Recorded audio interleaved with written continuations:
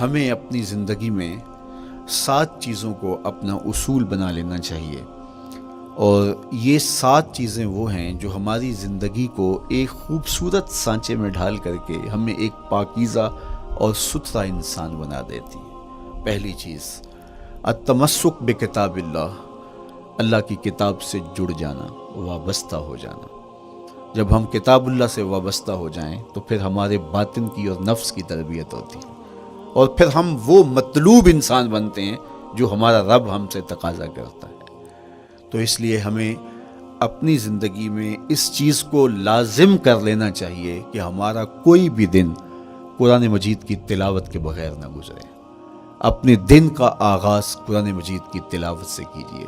سورہ یاسین سے جو اپنے دن کا آغاز کرتا ہے، سارا دن اللہ کی امان میں رہتا ہے، اس کی حفاظت میں رہتا ہے۔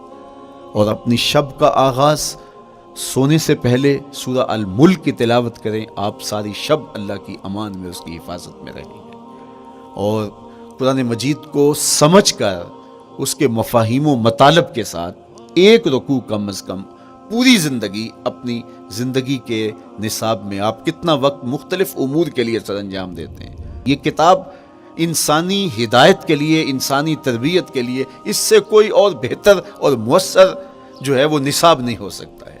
انسان سازی کا بہترین ذریعہ ہے یہ کتاب، اور اس کتاب کے ذریعے سے جو ہے وہ انسان پستیوں سے اٹھ کے بلندیوں تک جا پہنچتا ہے۔ اقبال نے تو کہا کہ گر تمی خواہی مسلمان زیستن، نیست ممکن جز بقرآن زیستن۔ اگر تو مسلمان بن کے جینا چاہتا ہے تو قرآن کے بغیر ایک قدم بھی نہیں چل سکتا۔ تو آگے چل کے اسی نظم میں کہا کہ فاش می گوئم آنکھ در دل مزمرست، این کتابیں نیست چیزیں دیگرست۔ اگر میں کھل کے بیان کر دوں جو میرے سینے میں چھپا ہے تو میں تجھے بتا دوں کھل کے، یہ کتاب نہیں، یہ کوئی اور ہی شے ہے۔ کن لوگوں کو کہاں سے اٹھایا اور یہ کتاب کہاں تک لے گئی، جو باہمی جنگ و جدل میں الجھے ہوئے تھے اور حرف شناس بھی نہیں تھے، جو سواد آشنا بھی نہیں تھے، پھر انہوں نے جو ہے وہ روما کی سلطنت بھی الٹ کے رکھ دی۔ یہ کرشمہ تھا اس کتاب کا، جس نے زندگی کا جمال ان کی روحوں کے اندر پیدا کر دیا۔ تو میں اور آپ اپنی زندگی میں قرآن مجید سے کبھی بھی دور نہ ہوں۔ روزانہ کی بنیاد پہ آپ تلاوت کلام مجید اپنی زندگی میں شامل رکھیں۔ انشاءاللہ اس کے اجالے دنیا میں اور آخرت میں آپ اپنی آنکھوں سے مشاہدہ کریں گے۔ حضرت امام احمد بن حنبل فرماتے ہیں، میں نے رب سے کہا کہ مجھے اپنا قرب عطا کر، آواز آئی میرا قرب چاہتے ہو تو قرآن پڑھا کرو۔ یہ رب کی قربت کی بھی ضمانت ہے اور ضبط نفس اور باطن کی تربیت کا بھی ذریعہ ہے۔ اچھا، دوسری بات، والاقتداء بسنت رسول اللہ صلی اللہ علیہ وآلہ وسلم۔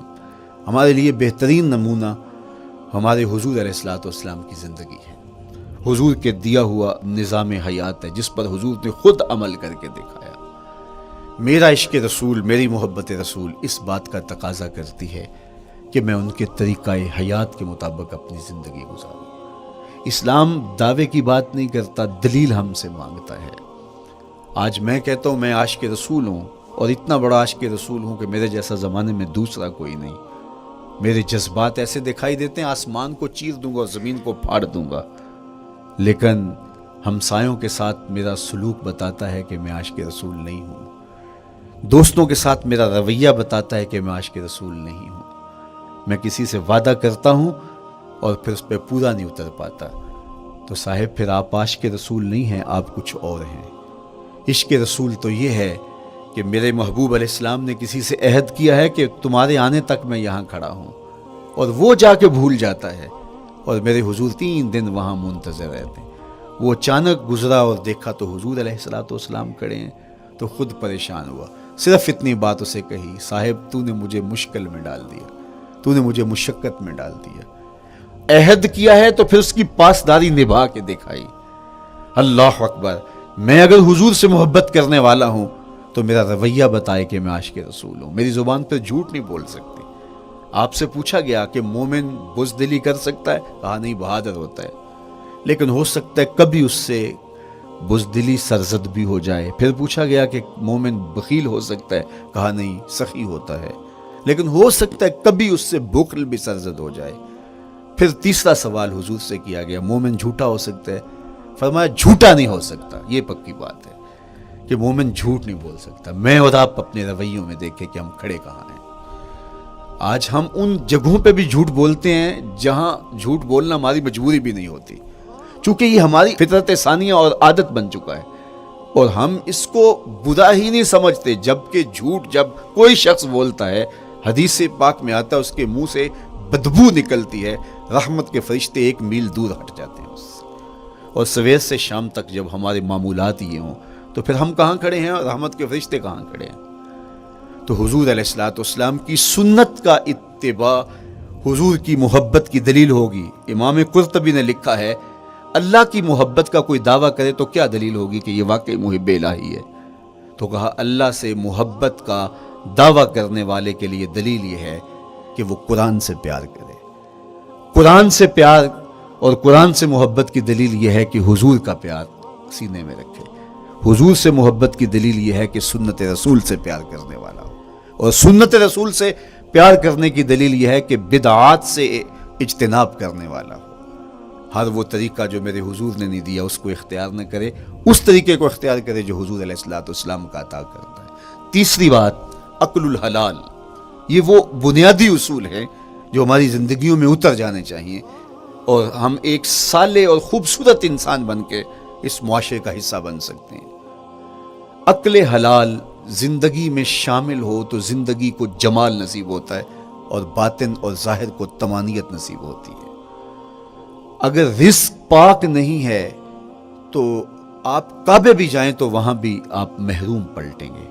میرے حضور علیہ الصلوۃ والسلام نے فرمایا ایک بندہ لمبا سفر کر کے گیا، اشعث اغبر کے لفظ ہیں کہ اس کے بال بکھرے ہوئے ہیں، سفر کی گرد پڑی ہوئی ہے، اور لباس بھی پھٹا ہوا ہے، شکستہ حالت، پراگندہ صورت، اور کھڑا ہے کعبۃ اللہ کے سامنے. یمد یدیہ، دونوں ہاتھ لمبے کر کر کے دعا مانگ رہا ہے، اور کیا کہتا ہے؟ اے اللہ ومطعمہ حرام ومشربہ حرام وملبسہ حرام وغذی بالحرام.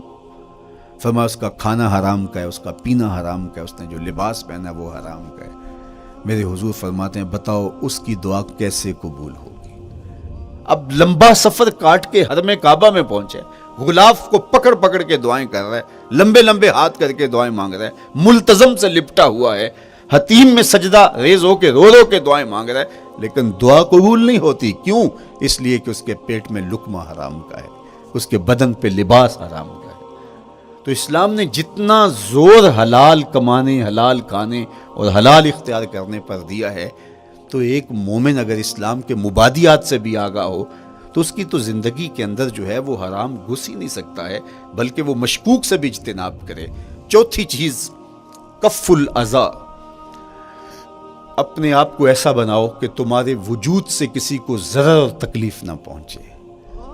ہمارا اسلام تو ہمیں یہ بتاتا ہے کہ تم پیاز یا لہسن کھا کے مسجد میں نہ جاؤ کہ تمہارے منہ سے جو سمیل آتی ہے اس سے کسی کو تکلیف نہ پہنچے. تو یہ اسلام کی دی ہوئی تعلیمات ہیں کہ مسجد میں بھی جانا ہے تو اپنے آپ کو دیکھو کہ تمہاری حالت کیا ہے، تمہاری وجہ سے کسی کو تکلیف نہ پہنچے. تمہارے رویے اتنے خوبصورت ہوں، تمہارے ہمسائے بتائیں کہ یہ واقعی مسلمان ہے. مسلمان کی تعریف کی گئی، المسلم من سلم المسلمون من لسانہ و یدہ. مسلمان کون ہے؟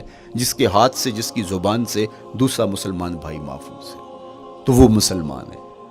اللہ اکبر. ہم یہ جو کہتے ہیں السلام علیکم، اس کو کہتے ہیں تحیت المسلم، مسلمان کا تحیت. تو اس کے معنی پہ غور کریں تو ہم اس کو ضمانت دے رہے ہوتے ہیں، السلام علیکم، تیرے اوپر سلامتی ہو.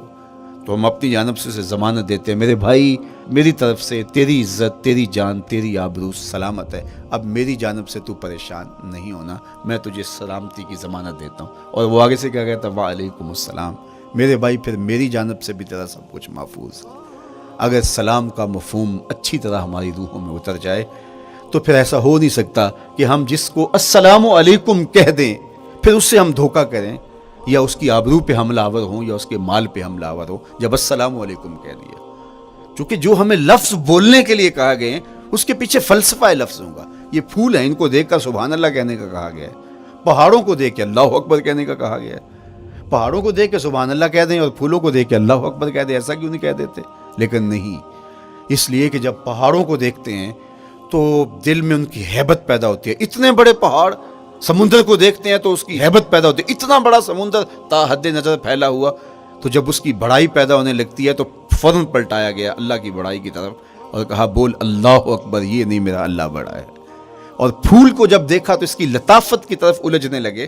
کتنا خوبصورت ہے، درزوں میں کیسے خوشبو بسی ہوئی ہے، کیسے رنگ ہیں، کیسے جمال ہیں.